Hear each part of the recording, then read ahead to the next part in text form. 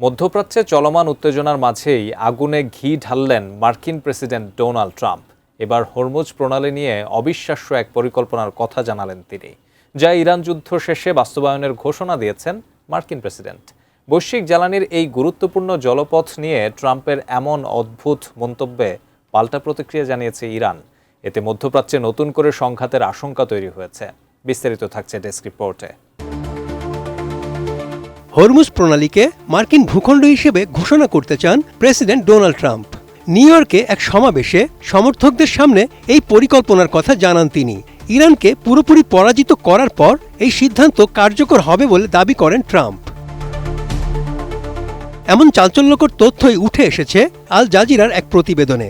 মার্কিন প্রেসিডেন্ট আরও বলেন, এই বিশ্বের জন্য যুক্তরাষ্ট্র কত বড় একটা কাজ করতে যাচ্ছে তা অবশ্যই স্মরণে রাখতে হবে, এবং শুধু আপনাদেরই নয়, পুরো বিশ্ববাসীকে তা স্মরণে রাখতে হবে। 32 ইঞ্চি জেভিকো টিভি এখন মাত্র 15,000 টাকায়, সাথে পাচ্ছেন 3 বছরের প্যানেল ওয়ারেন্টি। এদিকে সংঘাত শুরু হওয়ার পর থেকেই এই প্রণালীতে জাহাজ চলাচল নিয়ন্ত্রণ করছে ইরান। স্থায়ী যুদ্ধবিরতির আলোচনায় তেহরানের এই জলপথের নিয়ন্ত্রণ এখন প্রধান বাধা হয়ে দাঁড়িয়েছে বলে মনে করছেন মার্কিন কর্মকর্তারা। অন্যদিকে মার্কিন বাহিনীও হরমুজ প্রণালীতে কঠোর অবরোধ দিয়ে রেখেছে। ডোনাল্ড ট্রাম্প এই অবরোধকে ইস্পাতের দেয়ালের সাথে তুলনা করেছেন। একে বিশ্বের জন্য বড় ধরনের সেবা হিসেবে দেখছেন তিনি। ট্রাম্পের নতুন পরিকল্পনা অনুযায়ী প্রতিটি জাহাজ থেকে 20% মাশুল আদায় করা হতে পারে। তিনি নিজেকে এই প্রণালীর অভিভাবক হিসেবে তুলে ধরছেন।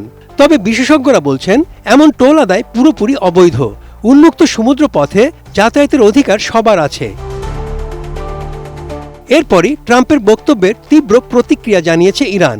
দেশটির উপপররাষ্ট্রমন্ত্রী কাজেম ঘরিবাবাদি এক্সে পোস্ট করা এক বার্তায় জানিয়েছেন, ইরান হুমকিকে ভয় পায় না, শক্তি প্রদর্শনেও তাকে ভয় দেখানো যায় না।